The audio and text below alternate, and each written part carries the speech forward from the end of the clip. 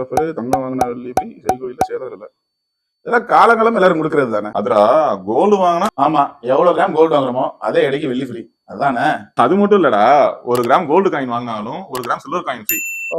ஏன்னா இந்த அக்ஷய தீதிக்கு கோல்டு ஆர்னமெண்ட்ஸ் வாங்குறாங்களோ இல்லையோ, 1/4 கிராம் 1/2 கிராம் 1 கிராம் 2 கிராம்னு கோல்டு காயின் கண்டிப்பா வாங்குவாங்க. கரெக்ட். மக்களுக்கு என்ன தேவையோ அதுதான் நம்ம ஆஃபரா கொடுக்கணும். ஆப்வியஸா. சரி, நம்ம கடையில தான் எப்பவுமே சில்வருக்கு செய்கூலி சேதாரமும் கிடையாது, அதை ஏன் நீ ஒரு ஆஃபர் எழுதி வச்சிருக்க?